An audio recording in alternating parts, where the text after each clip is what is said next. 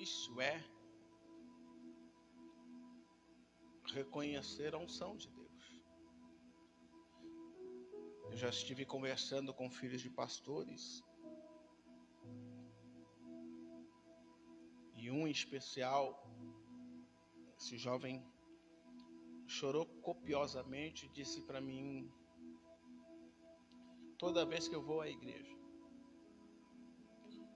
eu vejo meu tio, minha tia, meu pai, minha mãe, minha avó, mas eu não consigo ver Deus. E aquilo mexeu muito com o meu coração. E eu compreendi que a consequência disso é o testemunho.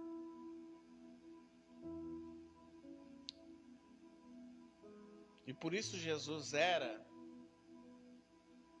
quem ele era. Jesus demonstrou fraquezas. Jesus demonstrou humanidade. Em dado momento, Jesus dormiu.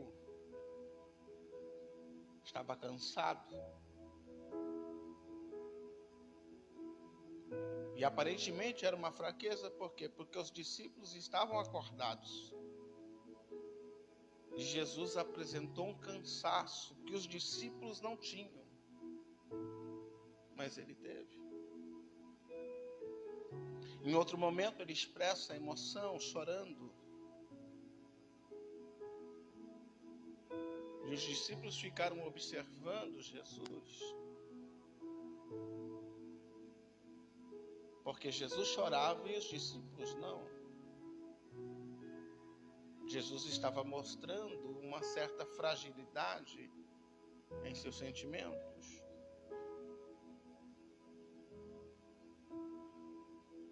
Houve um momento que Jesus irou-se. A Bíblia diz que ele entra no pátio do templo, revira as bancas, as mesas, e ele irou. E os discípulos, observando, se espantaram, porque aquele que é chamado príncipe da paz irou-se. E eles não.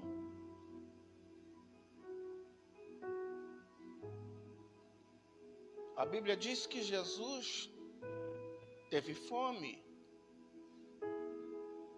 Caminhando, observou uma figueira.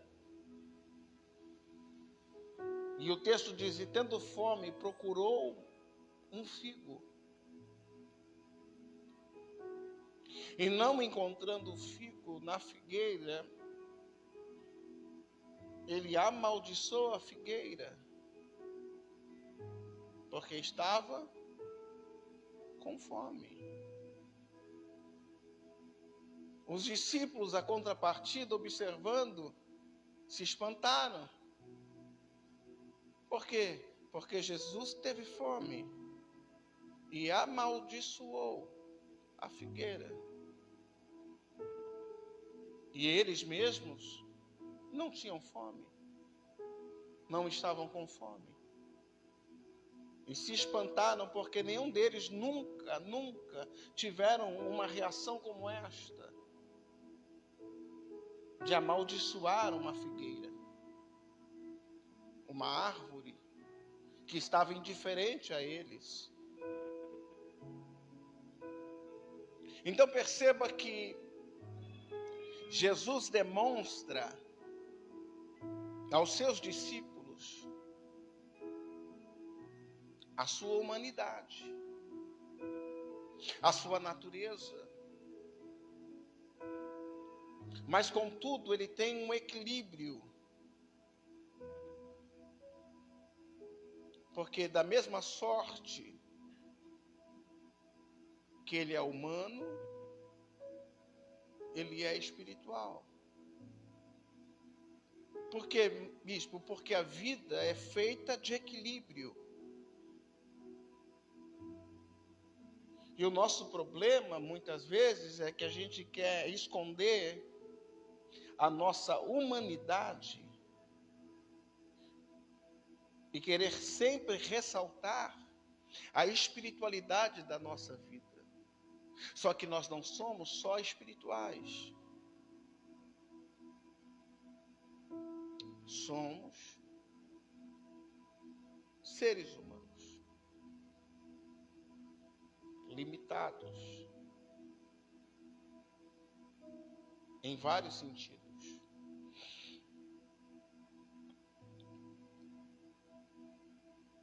Mas, como todo carro só tem um condutor,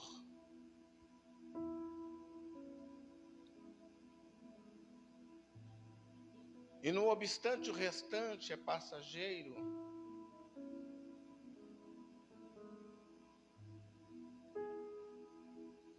Jesus nos ensinou que mesmo dentro de um equilíbrio, o que tem que prevalecer é o Espírito.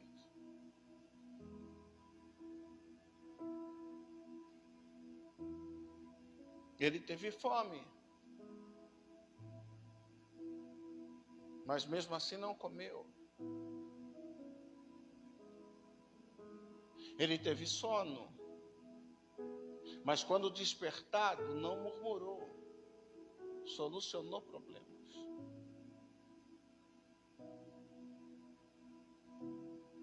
Ele chorou, e quando foi possível, ele consolou pessoas.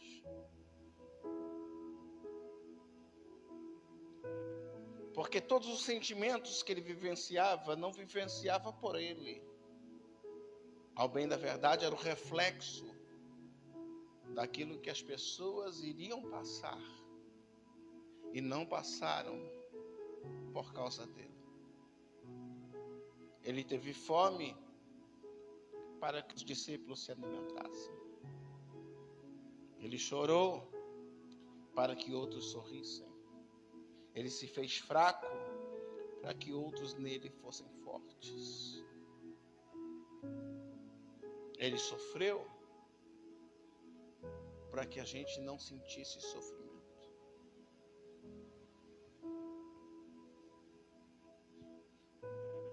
E isto é a demonstração de quem ama. Porque quem ama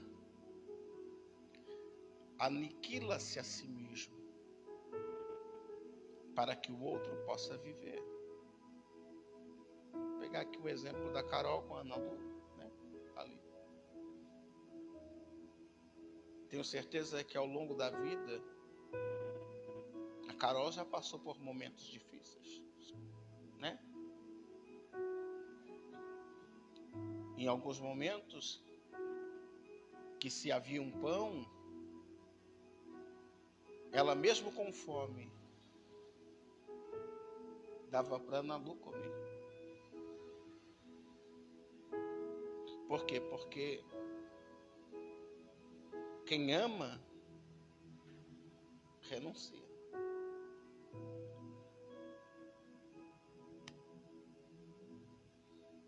Ela tem o cuidado, preocupação.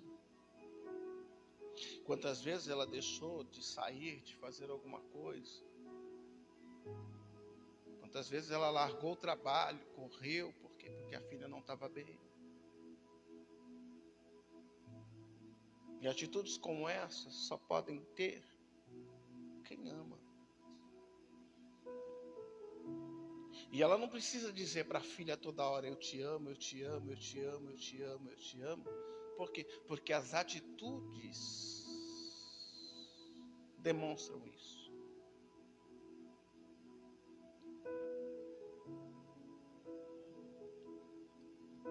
Estou dizendo isso porque ontem eu estava conversando com algumas pessoas e a conversa, ela acabou indo para esta direção. E eu falei para essas pessoas a diferença de quem ama e de quem gosta. Gostar é um bom sentimento? É. Mas a Bíblia não manda a gente gostar de Jesus. A Bíblia manda a gente amar. E eu gostaria de compartilhar isso com você dentro do texto que está no Evangelho de Marcos, capítulo 12, verso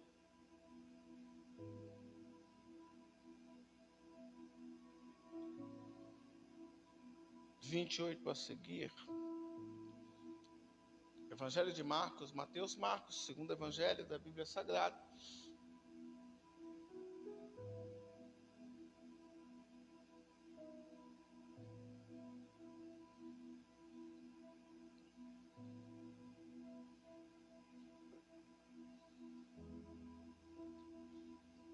Acredito que essa mensagem vai chegar a outras pessoas, né? Estamos por hora gravando também essa mensagem. Ainda que agora o sistema do Facebook, ele mantém a mensagem por cerca de 30 dias e depois a mensagem é deletada automaticamente. Então nós temos 30 dias para depois tentar codificar essa mensagem para guardar. E a oportunidade que as pessoas têm também de estar em casa ouvindo essa mensagem e posteriormente também a gente de ouvir, né? Às vezes eu faço isso antes de dormir. Eu ligo lá o celular, coloco lá, deixo a mensagem. Eu vou ouvindo porque às vezes a gente está tão concentrado em passar a mensagem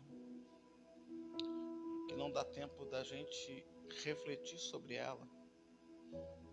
E aí hoje a gente, através das mídias sociais, nós temos essa oportunidade de estarmos refletindo sobre a palavra, sobre aquilo que nos é falado.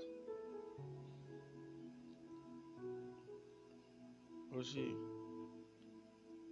quero ser bem tendencioso a uma palavra mais branda, para dar esse soninho, né, também na gente, que é uma noite de sexta-feira mais fria, né?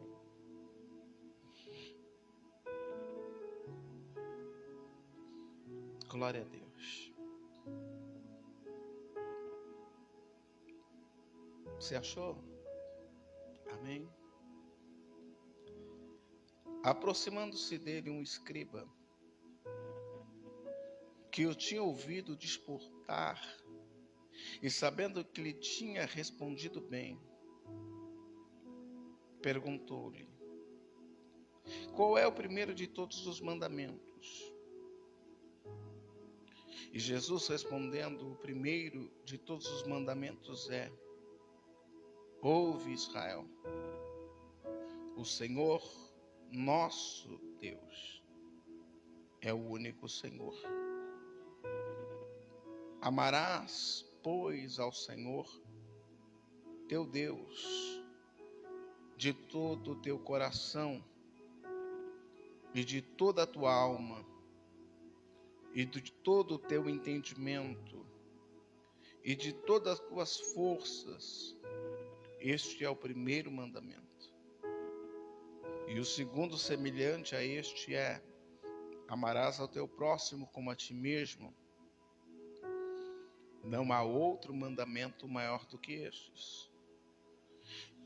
E o escriba lhe disse: muito bem, mestre, e com verdade disseste que há um só Deus e que não há outro além dele, e que amá-lo de todo o coração e de todo entendimento e de toda a alma e de toda a força, e amar ao próximo como a si mesmo, é mais do que todos os holocaustos e sacrifícios.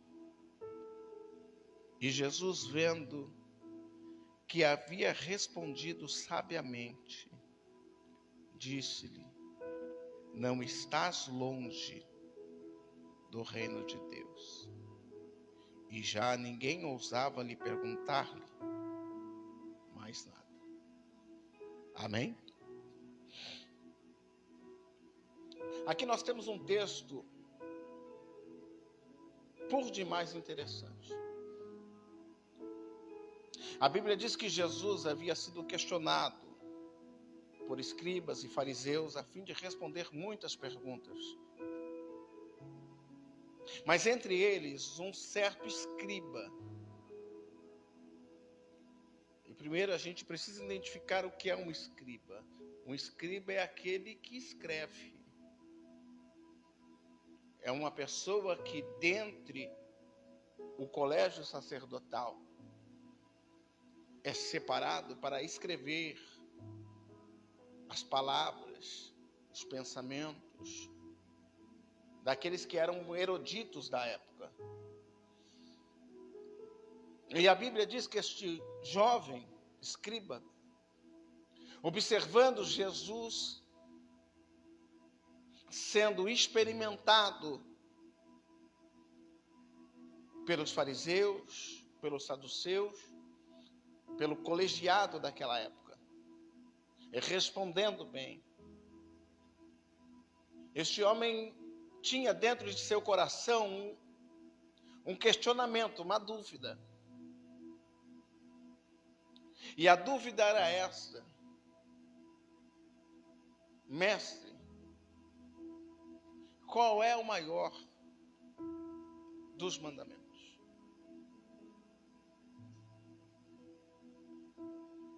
E Jesus disse que o maior dos mandamentos é amar a Deus sobre todas as coisas, sobre os pensamentos, sobre as intenções, sobre os desejos, sobre tudo. E Jesus também coloca um segundo mandamento quase que equivalente. Jesus diz: amarás ao teu próximo, ao teu.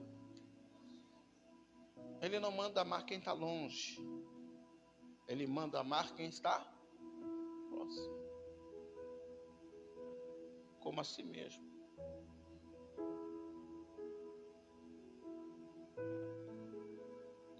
E o jovem, vendo que Jesus respondeu isto com sabedoria, ficou maravilhado. Mas Jesus também maravilhou-se com esse jovem, porque a pergunta lhe foi pertinente. Jesus ficou encantado com este jovem pela pergunta dele. Por quê? Porque era uma pergunta sincera. Era uma preocupação real. Era uma preocupação de quem queria, de fato, agradar a Deus. E Jesus, olhando para ele, disse para esse homem: tu não estás longe do reino de Deus. Perceba que para os demais fariseus, escribas, saduceus, Jesus tem uma outra narrativa. Jesus diz: vocês não entram e não deixam que outros entrem. João Batista os qualifica como víboras, como enviados de Satanás. Mas este jovem, que está aprendendo dentro da sinagoga deles, que está aprendendo conceitos que eles estão passando, ainda assim mantém a integridade do coração. E Jesus identifica nele, neste jovem, algo bom. E olha, o que me chama a atenção é que Jesus não falou para eles saírem da sinagoga. Jesus não chamou ele para ser discípulo. Mas Jesus disse para ele: segue assim. Porque fazendo isto, você não vai se perder.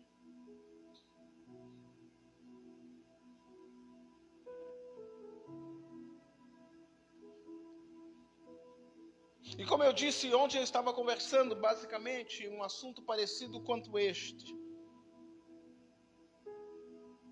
E eu passava para as pessoas a diferença de quem ama e de quem gosta. E eu disse há pouco que gostar não é um sentimento ruim, é um sentimento bom. Só que para Deus não cabe gostar. Para Deus você tem que amá-lo. Por quê? Porque a Bíblia diz que Ele nos amou. Jesus não gostou de nós. Jesus nos amou. E Ele espera uma reciprocidade de sentimento. Por quê, bispo? Porque quem ama espera ser amado. O fato de você estar aqui hoje é uma declaração de que você ama a Deus.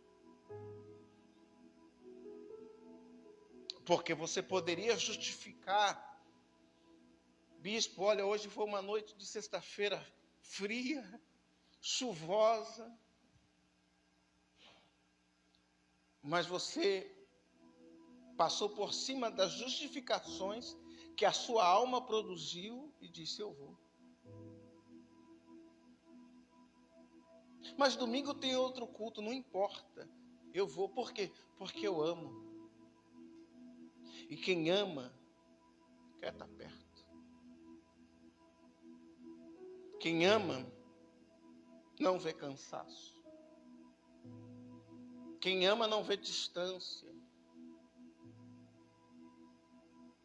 Quem ama quer estar perto. Agora, quem gosta, não. Quem gosta vai dizer assim: domingo tem outro culto. Domingo o tempo pode estar melhor. Aí eu não vou molhar os sapatos.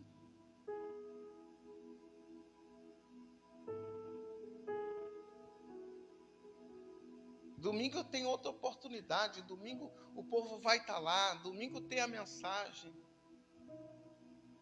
Olha que agora o bispo também está gravando as mensagens, e aí a gente consegue ver depois no YouTube, a gente consegue ver depois no Facebook, então dá para mim ver. Quem ama quer estar perto.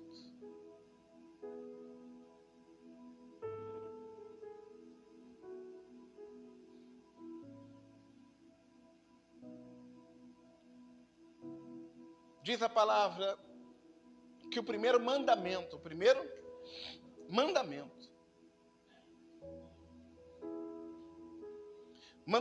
dá sentido de ordem, que não deve ser revogada. Mandamento não é um pedido, mandamento é uma ordem. E a ordem expressa é: amarás a Deus sobre todas as coisas. Não é opcional. Por quê? Porque Deus não quer 9% do teu sentimento. Deus não quer 9,99% do meu sentimento. Deus quer o nosso sentimento na sua totalidade. Por quê? Porque Ele nos ama na totalidade. E por que que ele se colocou no madeiro? Porque ele nos ama. Há pouco aqui eu disse para você alguns sentimentos de Cristo na sua naturalidade que expressa o seu amor. Ele chorou para que outros não chorassem. Ele teve fome para que outros se alimentassem. Ele sentiu cansaço para que outros tivessem vigor. Ele levou sobre si as nossas enfermidades e dores, para que nas pisaduras dele nós fomos sarados. Então isto é o amor.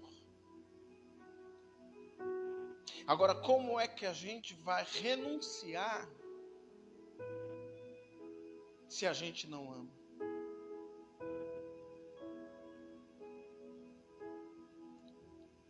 Tem coisas que eu só vou renunciar, irmão, se eu amar. Sim ou não? Tem coisa que a gente só vai renunciar se a gente amar. Se a gente não amar, a gente não vai renunciar.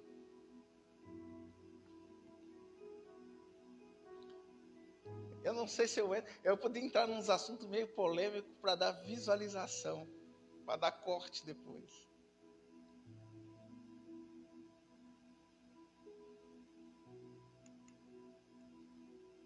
Se eu amar a Cristo, ninguém vai precisar ficar me provando na Bíblia que não pode beber. Eu amo a Cristo, eu renuncio. Ninguém vai precisar me provar na Bíblia que não pode fazer tatuagem. Eu amo a Cristo e não vou fazer. Ninguém vai precisar me provar na Bíblia que não pode ter 2, 3 mulheres. Eu amo a Cristo, serei fiel a uma só. Por quê? Porque eu amo a Cristo. E a Bíblia diz que eu tenho que me apartar da aparência do... É mal? Não, parece. Mas se já parece mal, eu não vou buscar prova, eu já vou me afastar. A Bíblia diz que eu tenho que me apartar da aparência. Já pareceu mal, não vou nem buscar saber se é ou não é. Se já tem questionamento, eu já não vou fazer.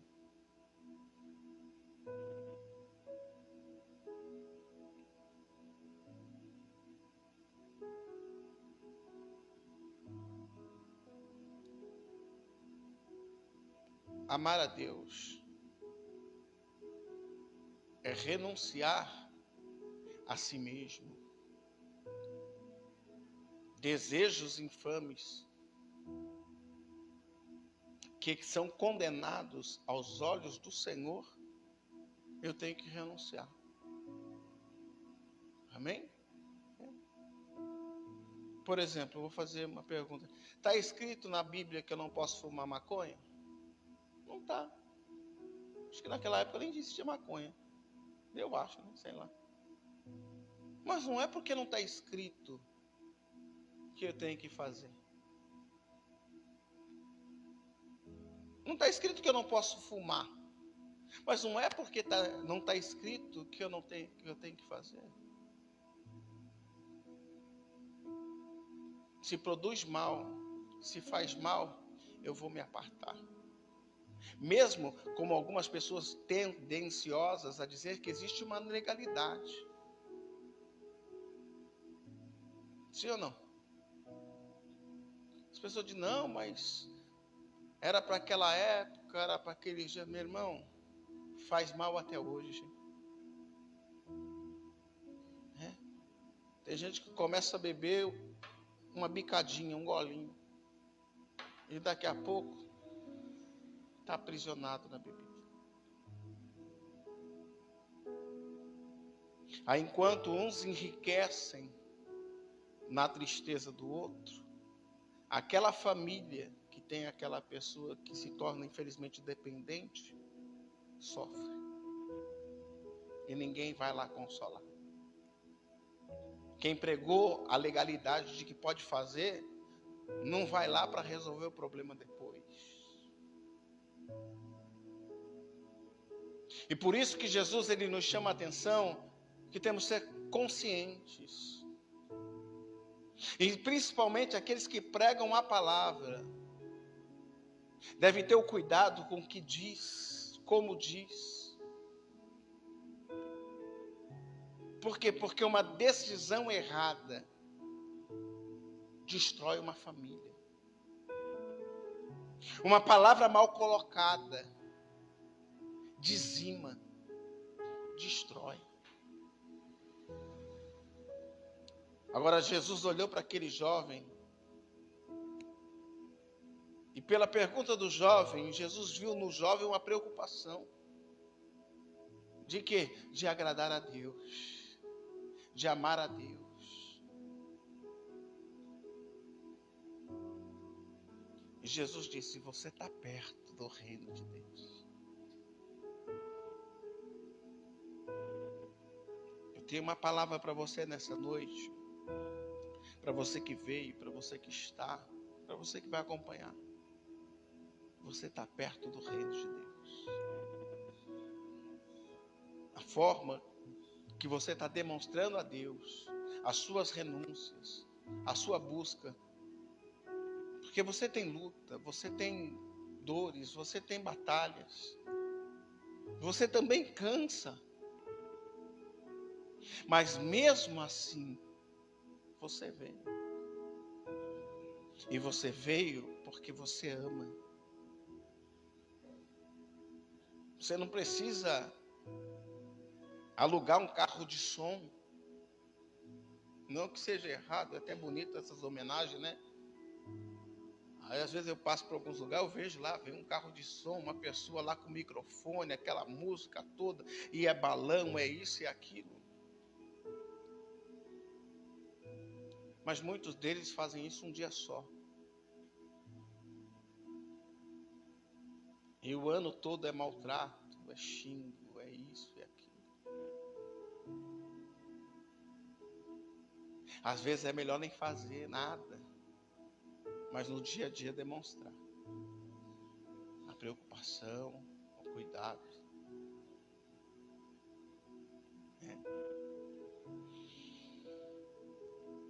Este jovem demonstrou a preocupação a Cristo através da sua pergunta: qual é o maior dos mandamentos? O que é mais importante de se fazer? Jesus não disse para ele ler a Torá de frente para as costas e vai. Porque às vezes a gente conhece, tem um pessoal que acha que gravar versículo na mente vai dar céu para alguém. Tem gente que fica até disputando versículo. Quem sabe mais versículo da Bíblia. Isso não dá céu para ninguém. O que dá céu é amar a Deus sobre todas as coisas. E ao seu próximo, a preocupação com o próximo. Hoje louvado seja Deus, né? Hoje eu vejo a família do Abner, ali, a Carol, a Ana Lu, né? A família deles, que são eles, o próximo, né? Estão na presença de Deus.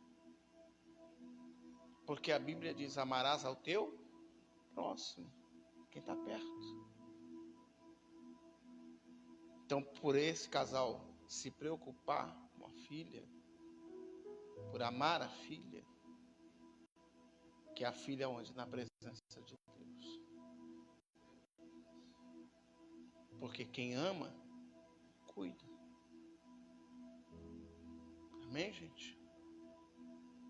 Não é fácil, porque na luta acorda cedo, né?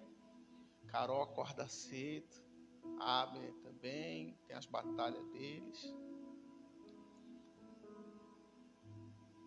Mas vem. Vem por quê? Porque quer que a Ana Lu tenha o mesmo sentimento por Deus,